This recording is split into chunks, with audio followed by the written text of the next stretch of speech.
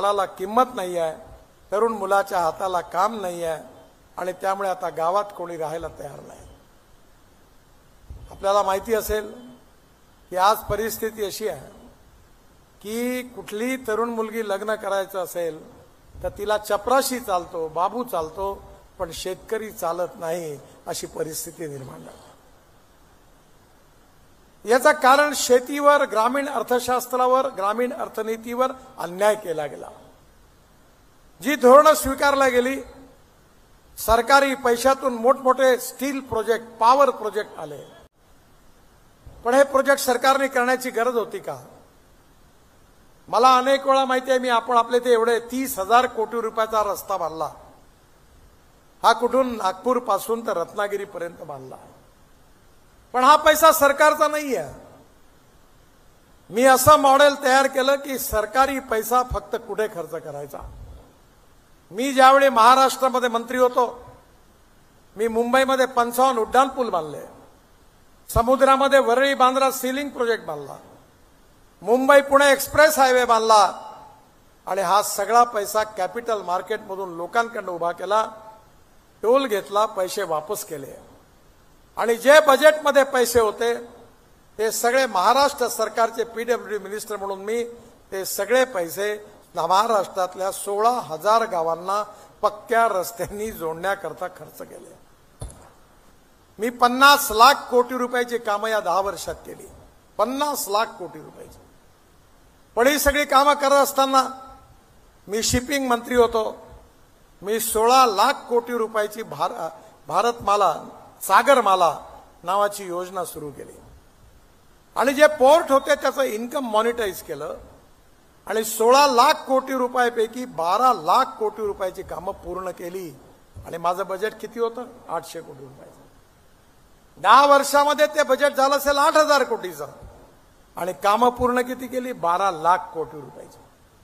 आणि म्हणून माझी आपल्या सगळ्यांना विनंती आहे की जी अर्थनीती महात्मा गांधींनी सांगून देखील पंडित जवाहरलाल नेहरूंनी स्वीकारली नाही, खेड्याकडे दुर्लक्ष केलं, गाव गरीब मजदूर किसानाचं दुर्लक्ष केलं, तरुण मुलाच्या हाताला रोजगार नाही। आज जर आपण स्मार्ट सिटी बनवू शकतो तर स्मार्ट विलेज का नाही बनवू शकत? बनवू शकतो। तुम्ही कधी इस्रायलमध्ये गेले असाल तर तिथला शेतकरी आपल्या शेतामध्ये त्याचा एअर कंडिशन बंगला आहे आणि बंगल्यामध्ये आपल्या कॉम्प्युटरवरून तो ड्रीप इरिगेशन कंट्रोल करतो आणि त्या ठिकाणी त्याचं एकरी उत्पन्न, कापसाचं उत्पन्न आहे 30 क्विंटल पर एकरी। सेलू तालुक्यात किती आहे? H4 आलं, H6 आलं, वरलक्ष्मी आलं, L147 आलं, नंतर निमकर आलं, खूप फवारे मारले।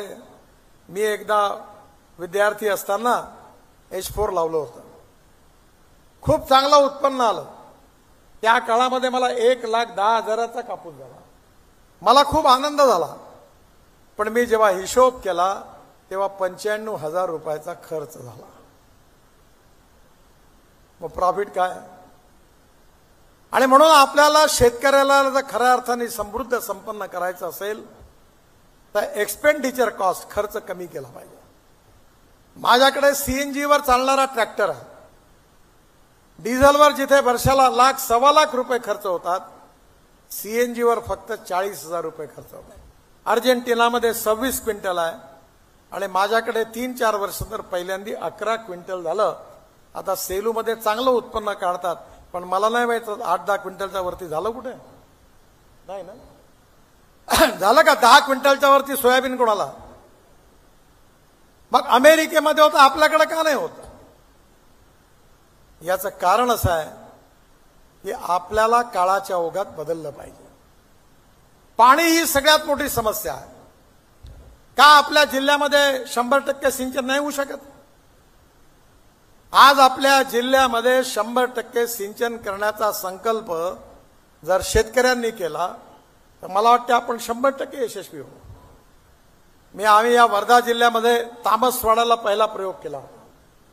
धावणाऱ्या पाण्याला चालायला लावा, चालणाऱ्या पाण्याला थांबायला लावा, थांबलेल्या पाण्याला जमिनीला प्यायला लावा। गावातलं पाणी गावात, घरातलं पाणी घरात, शेतातलं पाणी शेतात, आज अनेक ठिकाणी पाण्याची लेवल वाढली.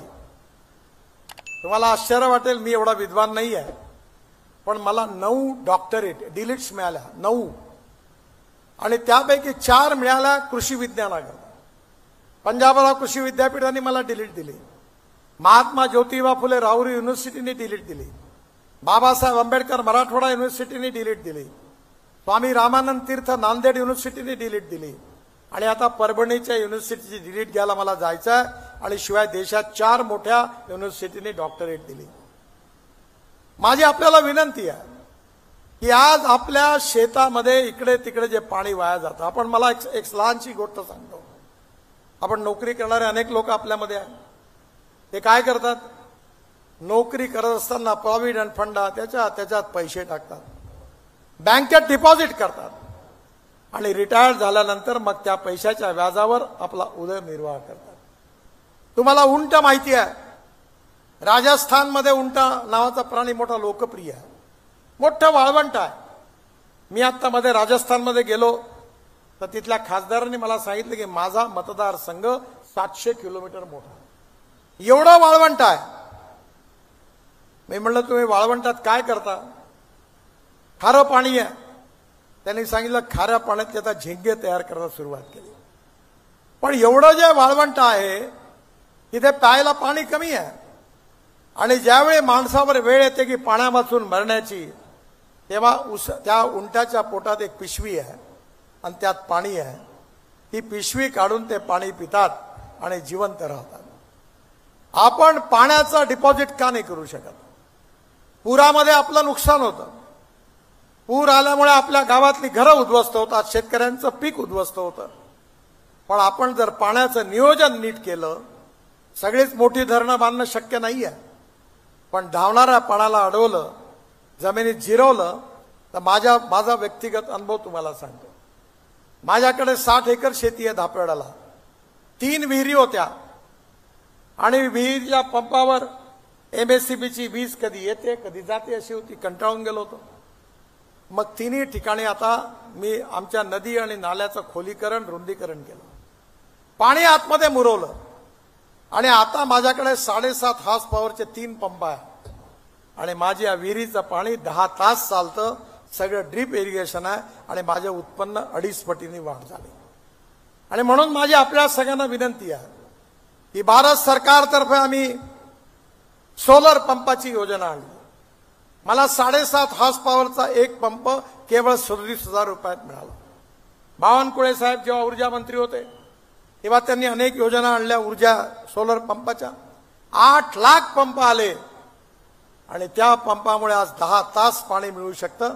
आणि जर तुम्ही जलसंवर्धनाचा कार्यक्रम केला तर आपल्या विहिरीला 10 तास पाणी मिळालं, आणि तुम्ही जर ड्रीप इरिगेशन केलं तर आपल्या तालुक्यामध्ये 100% सिंचन झाल्याशिवाय राहणार नाही. मला अतिशय आनंद आहे की मी पण प्रयत्न केला होता, आणि विशेषतः आपले आमदार पंकज भोयर यांनी पण प्रयत्न केला. मी 2-3दा देवेंद्रशी चर्चा केली. बोर प्रकल्पामध्ये 10,000 हेक्टर सिंचन होतं, गाळ साचला होता, नाल्याबरोबर काम करत नव्हत्या. त्याचा प्रकल्प आता मंजूर झालेला आहे, आणि 10,000 हेक्टरवरून 16,000 हेक्टरवर आपलं सिंचन जाणार आहे. धाम प्रकल्प केवळ 3,000 हेक्टर होतं. मोठ्या प्रमाणावर आपण बजाज फाउंडेशनकडनं आपल्या इथे अनेक ठिकाणी खोलीकरण रुंदीकरणाचं काम केलं.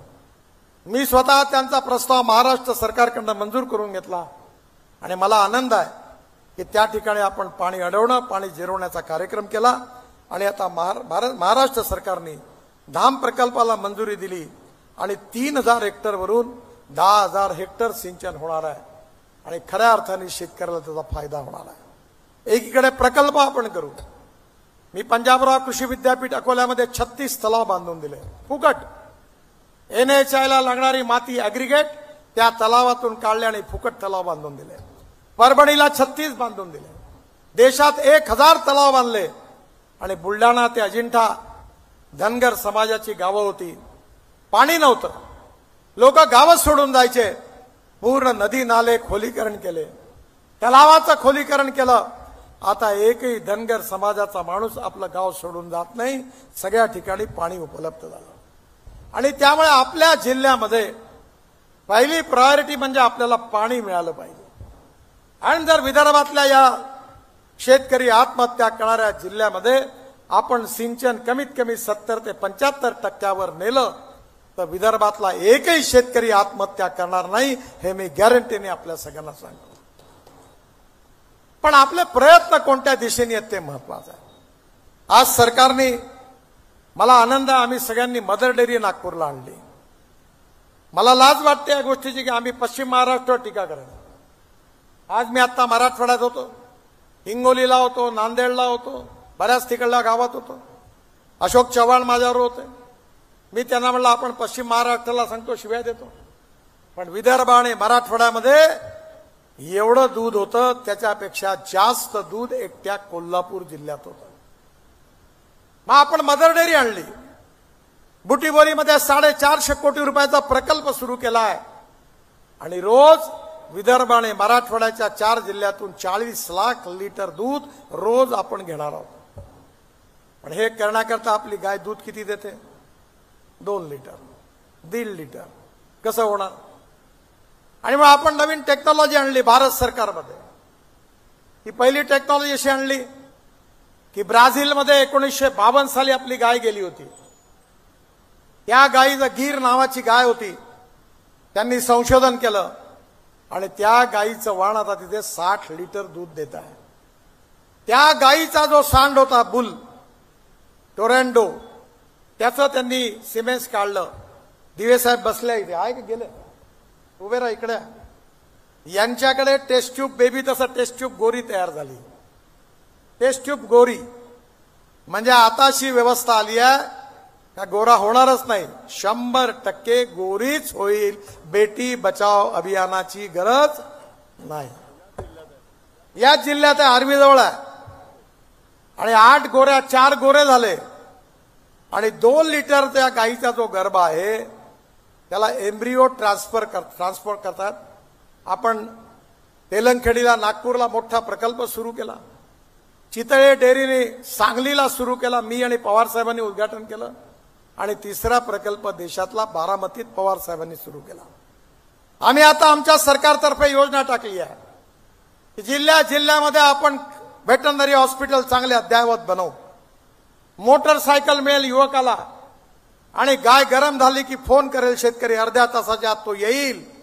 गीर, साईवाल, राठी या गायच्या सांडाचं जे सिमेंस आहे, ज्याच्या आईचं दूध 50 लिटरपेक्षा जास्त आहे, ते आपण त्या गाईला इंजेक्ट करू आणि 100% गोरीच होईल आणि गोरी 25 लिटर दुधाची होईल. आज आपल्या भागामध्ये आपण फार्मर प्रोड्यूस कंपन्या सुरू केल्या. आज आपल्या इथे नेपियर ग्रास लोक लावायला लागले. दिवे साहेबांनी पण त्यांच्याकडे केला, मशीन आणल्या आणि वर्षभर हिरवा चारा आपल्या गोरांना मिळू शकतो. ते गवत कापतात, प्लास्टिकच्या याच्यात गोल याच्यात बांधतात आणि वर्षभर ठेवतात आणि मग ते गवत हळूहळू वापरतात. या ठिकाणी पशुखाद्य तयार करायला मी मदर डेअरीला सांगितलं की आपण आपल्या इथली सरकीची ढेप स्वस्तात आहे, जवसाची ढेप स्वस्तात आहे, सोयाबीनची महाग आहे, राईस हस आहे. इथे जे पदार्थ आहे त्याचा फॉर्म्युला तयार करा आणि 20 ते 21 रुपये किलोनी पशुखाद्य प्रोटीन युक्त शेतकऱ्यांना मिळालं पाहिजे. याची व्यवस्था आता मदर डेअरी करते.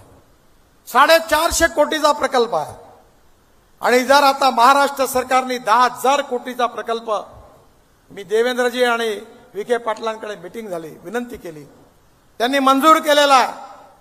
आणि माझी आपल्यासारख्या सेलूतल्या सुज्ञ आणि प्रगतिशील शेतकऱ्यांना विनंती आहे की जसं गोट फार्म आहे, पोल्ट्री आहे, तसा काऊ फार्म सुरू करा. 20-25 लिटरच्या गायी तयार करा. येणाऱ्या 5-10 वर्षात महाराष्ट्र सरकार ते विकत घ्यायला तयार आहे. 10,000 कोटी रुपयाची योजना. प्रत्येक शेतकऱ्याकडे असणारी गाय जर 20 लिटरपेक्षा जास्त दूध देणारी असेल तर शेतकरी एका गायीवर आपलं पोट भरू शकतो. मदर डेअरी तर्फे आपण हा सगळा माल एक्सपोर्ट करण्याची तयारी करतो. आपण संत्र्याची बर्फी तयार केली होती पण ती 8च दिवस टिकत होती. मी आता मदर डेअरीला सांगितले की संत्र्याची पावडर तयार करा ज्यूसच्या ऐवजी आणि पावडर खव्यात टाकून बर्फी तयार करा. जेणेकरून ही बर्फी 3 महिने 4 महिने टिकली पाहिजे आणि जगाच्या कानाकोपऱ्यामध्ये नागपुरी संत्र्याची बर्फी ही जगात तिचा ब्रँड तयार झाला पाहिजे याकरता प्रयत्न करा. आपलं गोरसपाकचं बिस्किट कसं चांगलं आहे. मी MSMEचा मंत्री होतो, त्यांना 10 वेळा म्हटलं तुम्हाला पाहिजे तेवढे पैसे देतो, उत्पादन वाढवा, जागा घ्या, पैसे देतो. नाही म्हणे आम्ही आहोत तसेच ठीक आहोत. मग तुमची इच्छा. म्हणजे आपल्या देशामध्ये पोटेन्शियल आहे, पण आपल्याला विकासाचा मार्ग कोणता मिळालेला. मी तुम्हाला सांगू इच्छितो, आपण सिंधीला ड्रायपोर्ट आणला. अजूनही लोकांना बरोबर समजलं नाही काय आहे. मी सोप्या भाषेत सांगितलं की मुंबईचा समुद्र आपण सिंधीत आणला, मुंबईचा समुद्र जालन्यात आणला आणि या ड्रायपोर्टमध्ये विदर्भातला कपडा, आपले जामची फॅक्टरी आहे ना मोतांची, 400 कंटेनर कपडा ते बांगलादेशला पाठवतात. अनेक जिनिंग प्रेसिंगवाले आपल्या कापसाचे कंटेनर बांगलादेशमध्ये पाठवतात. अनेक सूत गिरण्या आपलं सूत बांगलादेशात पाठवतात. पण हे जातं कसं. हे जातं वर्धेवरून, सेलूवरून JNPTला एक ट्रक कंटेनरमध्ये. तिथून कुठे जातो कोलंबोला, कोलंबोवरून कुठे जातो चितगावला. म्हणजे एका कंटेनरचा किराया किती येतो 1.5 लाख रुपये. आपण नवीन योजना तयार केली की जालन्यावरून सिंधीवरून डायरेक्ट कंटेनर गाडीच्या गाडी भरून हल्दियाला म्हणजे कलकत्त्यात जाईल आणि हल्दियावरून नदीच्या मार्गाने बार्जमधून चितगावला जाईल. जिथे 1.5 लाख रुपये कंटेनरचा खर्च होता तो आपण 70,000वर आणला. आता विदर्भाचा कापूस, सूत, जिनिंग प्रेसिंगच्या गाठी या डायरेक्ट बांगलादेशला जातील आणि विदर्भाच्या शेतकऱ्याच्या कापसाला जास्त भाव मिळेल. हा सिंधी पोर्टचा उपयोग आहे. आपण 300 किसान रेल सुरू केल्या. केळी, संत्र 50% सबसिडी दिली. आपल्या जगामध्ये आपला माल कसा नेता येईल, कोल्ड स्टोरेज कसे तयार होतील, प्री कुलिंग प्लांट कसे तयार होतील, आपल्याकडे जेव्हा भाव कमी असेल तेव्हा स्टोरेज कसं करता येईल आणि भाव जास्त होतील तेव्हा विकता कसं येईल याचे भंडार उघडण्याची गरज आहे. मला आनंद आहे की ड्रायपोर्ट निश्चितपणे आपल्या उपयोगाचा. इथेनॉलवर चालणारा ट्रॅक्टर, इलेक्ट्रिकवर चालणारा ट्रॅक्टर, CNG वर चालणारा ट्रॅक्टर आपली बचत करणारा, बीज, नर्सरी याच्याकरता सरकारच्या योजना आहेत. आणि एवढंच नाही तर ड्रोन मध्ये आपण महिला बचत गटाला 15,000 ड्रोन दिले. माझी विनंती आहे की प्रत्येक गावामध्ये आता शेतीचं यांत्रिकीकरण झालं पाहिजे, नवीन नवीन यंत्र आली पाहिजे आणि त्याच्या आधारावर आपला उत्पादन खर्च कमी झाला पाहिजे तर शेतकऱ्याच्या हातात पैसा येणार आहे. मला आनंद आहे की आपण विशेषतः नागपूर पासून तर वर्धेपर्यंत, बंडेरा, अमरावतीपर्यंत ब्रॉडगेज मेट्रो सुरू करणार आहे. म्हणजे नागपूर ते वर्धा फक्त अर्ध्या तासात, नागपूर ते अमरावती 1.25 तासात, नागपूर ते बल्लारशाह चंद्रपूर, नागपूर ते वडसा, नागपूर ते गोंदिया, नागपूर ते छिंदवाडा, नागपूर ते बैतूल, काटोल, नरखेड, नागपूर ते रामटेक. आपली जी रेल्वे लाईन आहे त्याच्यावर जाम होता. आता नागपूर ते वर्धा ही नागपूर ते मद्रास ते दिल्ली आणि मुंबई ते कलकत्ता याच्यामध्ये येत होती. आता 4 लेन झाल्या की लगेच आपण ब्रॉडगेज मेट्रो सुरू करणार आहे आणि त्यामुळे वर्धेत नोकरी करणारे 70,000 लोक नागपूरला जातात. त्या सगळ्यांना अर्ध्या तासाच्या आत नागपूरला पोहोचता येईल, अजनीवर उतरता येईल. आपण ज्या ज्या आवश्यकतेनुसार बदल केला, परिस्थिती बदलवली. शेतकरी केवळ अन्नदाता होऊन चालणार नाही तर शेतकरी ऊर्जादाता झाला पाहिजे. शेतकरी केवळ ऊर्जादाता म्हणून चालणार नाही, तो इंधनदाता झाला पाहिजे. माझ्याकडे नागपूरमध्ये एक टोयोटोची इनोवा गाडी आहे जी 100% इथेनॉलवर चालते, शेतकऱ्यांनी तयार केलेल्या. आणि त्या गाडीची 60% वीज तयार करते. पेट्रोलच्या ॲव्हरेजवर तिची जर तुलना केली तर 25 रुपये लिटर पेट्रोलचा भाव येईल, एवढा फायदा आहे. बजाज कंपनीने आता इथेनॉलवर चालणाऱ्या बाईक तयार केल्या, हिरोनी तयार केल्या, होंडाने तयार केल्या, TVSने तयार केल्या आणि इंडियन ऑइल आता 300 इथेनॉलचे पंप टाकणार आहे. आपण 16 लाख कोटी रुपयाचं इम्पोर्ट करतो. पण आज शेतकऱ्यांनी जर हे इंधन दिलं, हे 16 लाख कोटी वाचले आणि शेतकऱ्याच्या घरात गेले तर गाव समृद्ध आणि संपन्न झाल्याशिवाय राहणार नाही. ब्रोकन राईस पासून, बाजरीपासून, मक्यापासून, बांबूपासून, पराठ्या तुराट्यापासून, मळीपासून, ऊसाच्या रसापासून आता इथेनॉल तयार होत आहे. तुम्ही जेवढे लोक बसल्यात, जेवढ्यांजवळ पेट्रोलची गाडी आहे, स्कूटर आहे, बाईक आहे, त्या सगळ्यांच्या गाडीमध्ये 20% इथेनॉल आम्ही तयार केलेलं मिसळलेलं आहे. हा वर्धेचा डेपो, हा खापरीचा डेपो, सगळे डेपो आम्हाला त्यांना सप्लाय करतो. आणि आता तो दिवस दूर नाही आहे. हे माझं स्वप्न आहे की शेतकऱ्यांनी तयार केलेल्या इथेनॉलवर आता हवाई इंधन तयार होणार आहे. स्पाइस जेटचं विमान डेहराडून वरून आपण दिल्लीला आणलं. 100% हवाई इंधन शेतकऱ्यांनी तयार केलेलं होतं. एवढंच नाही, एअर एशियाचं विमान टाटानी 100% शेतकऱ्यांनी तयार केलेल्या बायोफ्युएलवर चालवलं. आणि आता शेतकरी आपल्या पराठ्या, तुराट्या, सोयाबीनचं कुटार, बगास याच्यापासून डांबर तयार करायला लागला. 13 कारखाने पंजाब हरियाणात सुरू झाले. राईस स्ट्रॉ पासून डांबर. म्हणजे शेतकरी अन्नदाता झाला, शेतकरी ऊर्जादाता झाला, शेतकरी इंधनदाता झाला, शेतकरी डांबरदाता झाला आणि आता शेतकरी हवाई इंधनदाता झालेला. तुम्हाला मी सांगतो, तुमचा विश्वास नाही बसणार, कारण हे सगळं कधी ऐकलं नाहीये, कधी पाहिलं नाहीये. पण एक लक्षात ठेवा की मी फोकनाळ मारणारा लीडर नाहीये.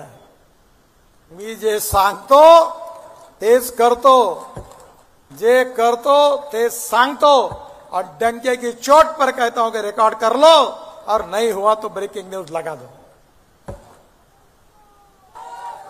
कारण नेत्याचं काम आहे की त्यांनी 25 वर्ष 50 वर्ष दूर जाऊन विचार केला पाहिजे. माझ्याकडे पाण्यातून हायड्रोजन निघून त्याची गाडी आहे दिल्लीत, या मर्सिडीज पेक्षा चांगली आहे. इथेनॉलवर चालणारी गाडी आहे.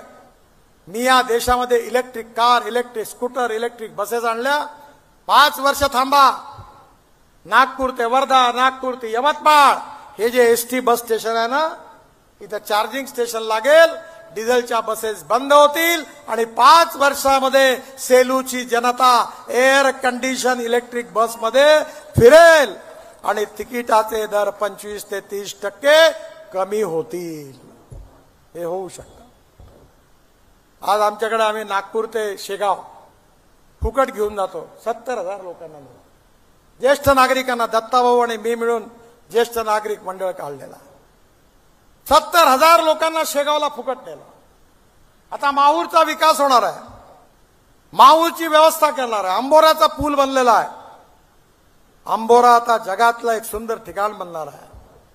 आपल्या भागामध्ये टुरिझम वाढलं पाहिजे, सिंचन वाढलं पाहिजे, गाव गरीब मजदूर शेतकऱ्याचं कल्याण झालं पाहिजे, तरुण मुलाच्या हाताला काम मिळालं पाहिजे, शेतकऱ्याच्या मालाला किंमत मिळाली पाहिजे. आणि केवळ स्मार्ट शहर नाही तर स्मार्ट विलेज पण तयार झालं पाहिजे. मी पहिलं स्मार्ट विलेज बेल्याला सुरू करतो. मी करून दाखवीन. मी जेवढ्या गोष्टी बोललो तेवढ्या ज्याला बघायच्या असतील त्यांनी या, मी तुम्हाला दाखवून देतो. पण कधी कधी भावना आणि व्यवहाराची सांगड होत नाही. विदर्भाचा विकास झाला पाहिजे, ऊस लावला पाहिजे, शेतकरी त्यांना चांगलं इन्कम झालं पाहिजे म्हणून 3 साखर कारखाने चालवतो. गेल्या 10 वर्षापासून 30 कोटी रुपये दरवर्षी याप्रमाणे 300 कोटी रुपयाचं नुकसान सहन केलं. पण शेतकरी समृद्ध संपन्न झाला पाहिजे. यावर्षी 5.5 लाखाचं क्रशिंग झालं. जोपर्यंत 10 लाखाचं क्रशिंग होत नाही तोपर्यंत साखर कारखाना लॉसमध्ये राहणार आहे. पण मी हे चालवलं. इथेनॉल मधून, विजेतून मिळालेल्या पैशावर कर्ज फेडलं, कारण माझ्या मनात तळमळ होती की या शेतकऱ्याचं कल्याण झालं पाहिजे, शेतकऱ्याच्या आत्महत्या थांबल्या पाहिजे. आणि म्हणून माझी आपल्या सगळ्यांना विनंती आहे की आमच्या सरकारने मदर डेअरीचा प्रकल्प आणला, आमच्या सरकारने सिंचनाच्या सुविधा केल्या, आमच्या सरकारने सोलर पंप आणले, आमच्या सरकारने आयुष्य योजनेमध्ये अनेक लोकांना आज ऑपरेशनच्या व्यवस्था करून दिल्या. अनेक, मी तर नागपूरमध्ये 1,14,000 लोकांना, दिव्यांगांना आणि ज्येष्ठ नागरिकांना मदत केली. एवढंच नाही, आत्ता मला वर्धेत भेटला ही किडनी ट्रान्सफर करायची आहे. वर्धेतले लोक असतील, विदर्भातले लोक असतील, सगळ्यांना मदत करण्याचं काम केलं. आपल्याला हे चित्र बदलवायचं आहे. आता शेतकऱ्यांनी आत्महत्या करता कामा नये. आणि ज्या काही शेतकऱ्यांनी आत्महत्या केल्या होता त्याचा संबंध काँग्रेस पक्षाच्या चुकीच्या आर्थिक धोरणाशी होता. ती धोरणं आता बदलली आहे आणि ती धोरणं जर पुढे राबवायची असेल आणि तुम्ही सगळ्यांनी जर भारतीय जनता पार्टीला आणि एनडीएला आशीर्वाद दिला तर हाला वेळ लागेल. काम कठीण आहे पण अशक्य नाही आहे. पुन्हा एकदा तो दिवस पाहायला मिळेल की सेलू मधला मुलगा नागपूरमध्ये, मुंबईमध्ये, पुण्यामध्ये गेला असेल तो पुन्हा वापस येईल. स्मार्ट विलेज बनेल, स्वच्छ विलेज बनेल, 24 तास वीज राहील सोलरवरची, चांगले घरं राहतील, शेतकरी समृद्ध संपन्न होईल, तरुण मुलाच्या हाताला काम मिळेल, गावात चांगली शाळा होईल, सिंचनाच्या सुविधा प्राप्त होईल आणि मग लोक शहराकडून पुन्हा एकदा गावाकडे येतील. तो दिवस आता दूर नाही आहे. आपल्या देशामधली रुरल ऍग्रिकल्चर इकॉनॉमी बदलली पाहिजे. शरद जोशी नेहमी सांगत होते की आता ग्लोबल इकॉनॉमीमध्ये आपण आहोत. भाव ठरवण्याचा अधिकार आपल्याला नाही आहे. डिमांड अँड सप्लायशी संबंध आहे. सोयाबीनचा भाव अर्जेंटिना ठरवतं, मक्याचा भाव अमेरिका ठरवतं, पॉमोलिन तेलाचा भाव मलेशिया ठरवतं. तर आपल्या पॉमोलिन तेलाचा भाव जर मलेशिया ठरवतं, आपल्याला पर्यायाने आपल्या देशात आपण 1.5 लाख कोटी रुपयाचं खाद्यतेल आयात करतो. सोयाबीन, जवस, सरसू, मुंगफल्ली त्याची लागवड वाढवली पाहिजे. जे डिझेल पेट्रोलच्या आयातीमध्ये आपले 16 लाख कोटी खर्च होतात ते वाचवले पाहिजे. स्वदेशी, स्वावलंबन आणि स्वातंत्र्याच्या आधारावर समृद्ध संपन्न भारत, समृद्ध शेतकरी, आत्महत्येपासून मुक्त असणारा शेतकरी आणि गावगरीब मजदूर शेतकऱ्याचं कल्याण ही नीती घेऊन आम्ही काम करतो. पण याचे परिणाम मिळायला सुरुवात झालेली आहे. आणि म्हणून मी तुम्हाला विनंती करायला आलो आहे की या परिणामाच्या शेवटपर्यंत जाणं या जनतेचं हित आहे. मी परवा नागपूरला जनतेला सांगितलं की मी 7 वर्ल्ड रेकॉर्ड केले, 9 डॉक्टरेट मला मिळाल्या, काश्मीर पासून कन्याकुमारी पर्यंत 50 लाख कोटी रुपयाचे कामं केली. एकही माणूस असा मिळणार नाही, तो असेल तर मला कानात सांगा की माझं काम घेण्याकरता गडकरींकडे मला पैसे द्यावे लागले. भ्रष्टाचार मुक्त, उत्तम क्वालिटीचे चांगले रस्ते, शिपिंग मध्ये, पोर्ट मध्ये, वॉटर रिसोर्सेस मध्ये, MSME मध्ये मी काम करण्याचा प्रयत्न केला. परिस्थिती बदलली. आपण शेणापासून पेंट तयार केला. 150 फॅक्टरी सुरू झाल्या. डिस्टेंपर आणि पेंट या कुठल्याही कंपनीपेक्षा चांगला आहे. माझी एकच विनंती आहे की गांधीजींनी जे सूत्र मांडलं होतं की ग्रामीण भागामध्ये, खेड्यामध्ये राहणाऱ्या माणसाला केंद्रबिंदू मानून गाव गरीब मजदूर शेतकऱ्याचं कल्याण करणारी नीती असली पाहिजे. विनोबाजींनी तेच सांगितलं. पण नेहरूंच्या काळामध्ये उलटी आर्थिक धोरणं आखल्या गेली. सरकारच्या पैशातून भिलाईचे प्रकल्प, पॉवर प्रोजेक्ट उभे झाले. गाव गरीब मजदूर शेतकरी निग्लेक्ट झाला. गावं बेचिराग झाली.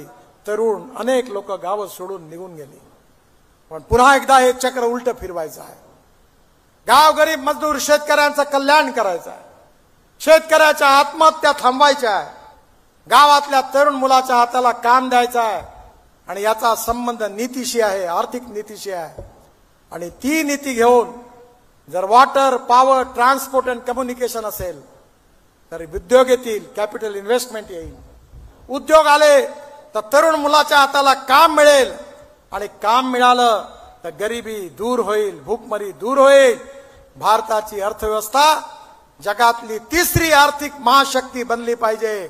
भारत विश्वगुरु बनला पाहिजे. भारत जगातली ताकद बनली पाहिजे. हम 2 4 रहे न रहे, तेरा वैभव अमर रहे मा, हा आमचा संस्कार आहे. आणि योग्य नीतीच्या आधारावर या देशाला सुखी, समृद्ध, संपन्न, शक्तिशाली, गाव गरीब मजदूर शेतकऱ्याचं कल्याण आणि सुखी, समृद्ध, संपन्न हिंदुस्थान, जगातला विश्वगुरु, जगातली 3री मोठी आर्थिक व्यवस्था अब ही आपल्याला तयार करायची आहे. आणि ते करण्याकरता तुमच्या सगळ्यांचे आशीर्वाद आपल्याला पाहिजे आहे. रामदासजींनी आपली जी कामं झालेली आहे या अनेक कामाचा फॉलोअप वेळोवेळी माझ्याकडे केला. या वर्धेच्या पुलाकरता अजूनही झाला नाही ना पूर्ण, अड्ड्यातच होईल. एवढे रेल्वेवाले नालायक आहेत, किती दिवस त्रास दिला. म्हणजे मी नेहमी म्हणतो माझ्या घरासमोर एक रस्ता होता, तो बांधायला मला 12 वर्ष लागले, केळीबाग रोड. आणि मुंबई दिल्ली हायवे 1,00,000 कोटीचा 1385 किलोमीटर मी 2.5 वर्षात बांधून पूर्ण केला. तसा हा रेल्वेचा पूल वर्धेचा. आता मी बोलत नाही पब्लिकली, पण रामदासजींना खूप वेळा सल्ला दिला, लावा कनपटात 2-4.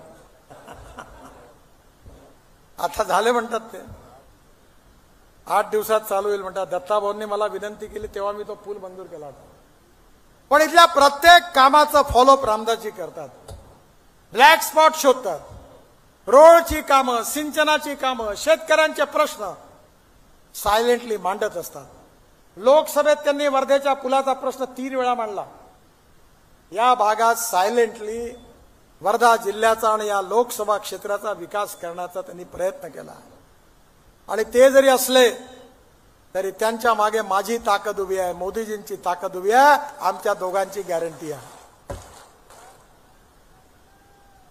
हे जातीपातीचं राजकारण करू नका. माणूस हा जातीने मोठा नसतो, माणूस हा गुणांनी मोठा असतो. या समाजातली छुवाछूत, अस्पृश्यता, जातीयता समूळ नष्ट झाली पाहिजे आणि मानवतेच्या आधारावर आर्थिक समता आणि सामाजिक समता प्रस्थापित झाली पाहिजे. मी तर ओपनली सांगत होतो कि जो करेगी जात की बात उसको कसके पड़ेगी लात. मी सांगितलं नागपुर मेरा परिवार है, मैं नागपुर का हूं और नागपुर की जनता मेरा परिवार है. गरीब माणसाची आमची कमिटमेंट आहे. गरीब गरीब असतो, गरीबाला धर्म जात पंथ धर्म नसते. ज्या भावात मुसलमानाला पेट्रोल विकत मिळतं त्याच भावात हिंदूला विकत मिळतं. जातीपातीचं राजकारण करू नका, विकासाचं राजकारण करा. या देशाचं भविष्य बदलवायचं आहे. या बळीराजाचं, या शेतकऱ्याचं भविष्य बदलवायचं आहे. त्याला कर्जमुक्त करायचं आहे. स्मार्ट शहर आणि स्मार्ट विलेजेस तयार करायचे आहेत. 75 ते 80% सिंचन करायचं आहे. प्रत्येक शेतकऱ्याला पाणी मिळालं पाहिजे अशी व्यवस्था करायची आहे. प्रत्येक शेतकऱ्याकडे सोलर पंप लावायचा आहे. ड्रीप इरिगेशन करायचं आहे. शेतकऱ्याचं उत्पन्न 3 पटीने वाढवायचं आहे आणि गावं समृद्ध आणि संपन्न करायची आहे. हे पूर्ण करण्याकरता तुम्ही पुन्हा एकदा रामदासजींना आशीर्वाद द्या. कमळाच्या फुलाची बटन दाबा. आणि एक सांगायला विसरलो, हे अपप्रचार करून राहिले कि भाजपा वाले चुनकर आएंगे तो बाबा साहब का संविधान बदल देंगे. मी लॉचा ग्रॅज्युएट आहे. केशवानंद भारती केसमध्ये सुप्रीम कोर्टाचे चीफ जस्टिस आणि 7 न्यायमूर्तींनी निर्णय दिला आहे की salient features of the constitution cannot be change. घटनेचे मूलभूत तत्व बदलता येणार नाही. कोणाचंही सरकार हो, कोणीही प्रधानमंत्री हो. Freedom of speech, fundamental right, democracy, समाजवाद, धर्मनिरपेक्षता ही जे मूल तत्व आहे ते कोणतंही सरकार आलं तरी बदलवता येणार नाही. हा सुप्रीम कोर्टाच्या 7 जस्टिस आणि चीफ जस्टिसचा निर्णय आहे. बदलण्याचा प्रश्नच उद्भवत नाही. आणि हे काँग्रेसवाले, एक गाणं होतं ना, जब भी जी चाहे तो नई दुनिया बसा लेते हैं लोग, एक चेहरे पे कई चेहरे लगा लेते हैं लोग. हे तुम्हाला येऊन सांगून राहिले की बाबासाहेबांचं संविधान बदलणार आहे. खूप आहे. 80 वेळा बाबासाहेबांचं संविधान कोणी तोडलं? आणीबाणीच्या काळामध्ये संविधानाची तोड कोणी केली? आणि राजीव गांधींचं युट्यूबवर भाषण उपस्थित आहे की आम्ही संविधान बदलवू.